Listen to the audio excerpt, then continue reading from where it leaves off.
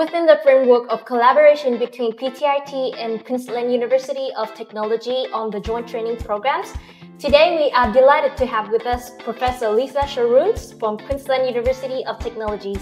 Good day, Mrs. Scharoun. It's wonderful to have you here with us today. How was your lesson?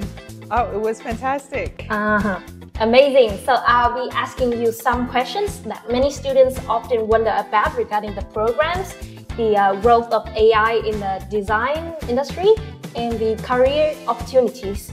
And I hope that Professor Scharoun will have the insight that give everyone the clearer pictures of studying design at QUT. As we dive in, could you tell us a little bit about QUT and what makes the universities, especially the design field, stand out?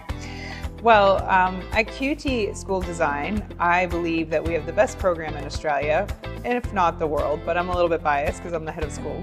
But one of our very key features is that we have a high level of collaboration and industry focus. And with that, we have created a very unique set of programs called Impact Labs, where we give a spine of collaborative social projects across all design students have to take these units. And students actually engage with these projects. These have real world outcomes and they can see the impact of these solutions on the community. And because I said we're world leading, it's not just bias.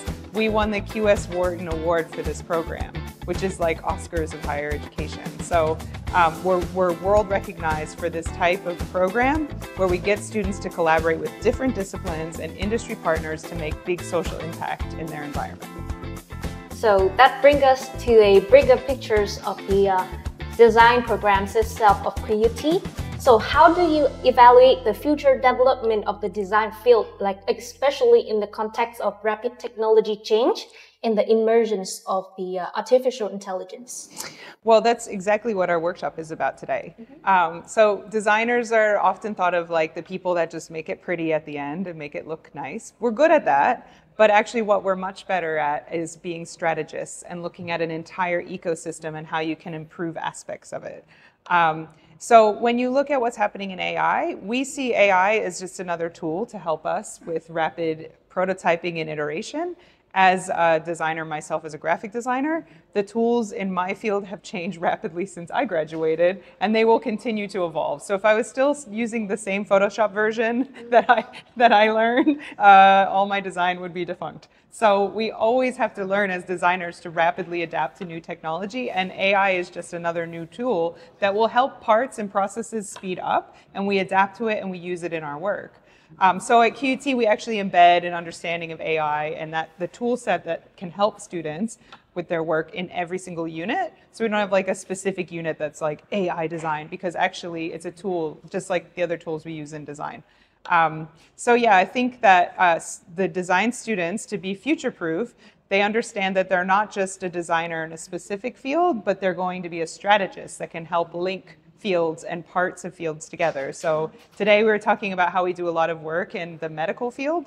So our students do a lot of work with Queensland Health and our researchers. So in that sense, we're helping them iterate and make improvement in healthcare delivery and thinking about the end user and designing solutions that can make the patient experience and the clinician experience better in a hospital system. So it's not just like, yes, make it pretty at the end, make it look nice. It's really about solving problems with design that can have big social impact.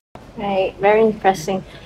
Now, when it comes to choosing universities, students are often most concerned about what happens after their graduations. So for students studying in QUT programs, what kind of career opportunities might they expect after their graduations? Well, we have a really great employment rate. So if they want to stay in Brisbane, they can. We're really connected to our industry. Brisbane's a smaller city as compared to Melbourne or Sydney. But what that means is we're like directly dialed into industry. So we have an organization called the Design Institute of Australia. They accredit our programs. We have someone from our staff on the council. Staff invites students always to industry networking, and a lot of the industry practitioners teach into the classes as like guest tutors, lecturers.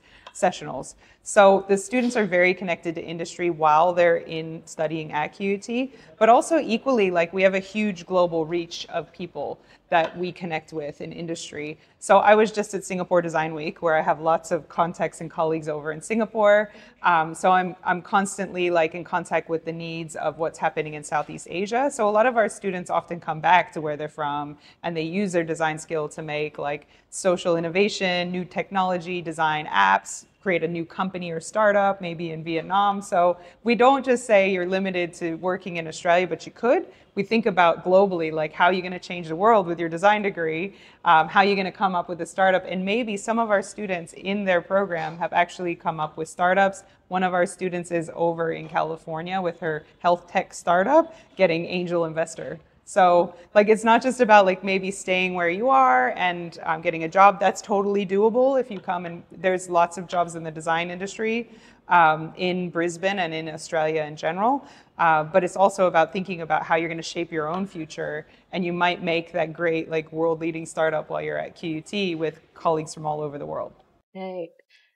So of course, there are another important aspect that consideration for the international students, which is how will they adapt to the new environments?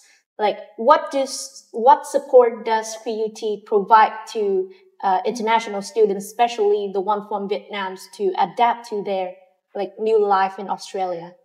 Well, I think we have a really great international office that really supports the students with finding housing, forming a community, and there's lots of social activities. So, for example, just recently, I lead the dragon boat team for our School of Design. So we have a dragon boat regatta every year. And the international students, as soon as they arrive, can join the dragon boat team as well. And we have a little fun competition. So we train as a team. And so there's lots of like fun activities for students to do, to meet new people.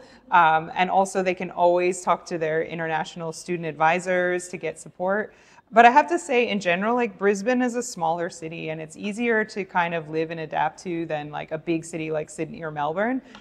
Whereas you might think, okay, there's not as big of a Vietnamese community there, but like the community is really tight. So if they want to be part of the Vietnamese community, there's a big Vietnamese community in Brisbane. And they can still get like local foods, and it still feel like a bit like home. And the weather is similar. It's not as hot as here though. They feel better, cooler in Brisbane, but it has a similar like subtropical kind of climate feel. And it's very easy and accessible to get around. Like to take the public transport, is for public transport in Western countries very cheap. It's like 50 cents to get the bus. So like a lot of the stuff in Brisbane compared to Sydney or Melbourne is actually cheaper and more accessible. And you feel more like part of a community there than, you know, it's to arrive in another place in Australia and like try to settle sometimes can be really daunting. And I have been an international student in Australia. I've come from America originally, and I settled in Brisbane. So I can tell you that like it is actually like the easiest and best city to adapt to in Australia. I also lived in Melbourne and Canberra, but I think Brisbane is one of the most livable cities in Australia. All right. So finally, I would like to wrap up this with more a personal note. Do you have any advice for PTIT students who are thinking to pursuing the design or planning to continue their studies at QUT? Yeah, I think like in general, even if wherever they go in the world, is just be curious and open to new things. So like in my career, that's like helped me out so much. Just, you know, I had an opportunity or a challenge, and I got through it by just being curious and open to new things. And the best creatives in the world are those that go look at all the different angles of things and they explore. So I hope you come to Brisbane because you can explore a whole new place, meet all new people, and have a wonderful time with us in the School of Design. We really hope you come because we love having students from Vietnam. So that's the end of our interview. And thank you so much, Ms. Scharoun, for taking time to share with us such a valuable insight. We hope that this perspective will help you gain a lot of clearer directions, motivation, and inspirations to pursue your passions in design and to broaden your opportunities for international studies in the future. Thank you. Thank you.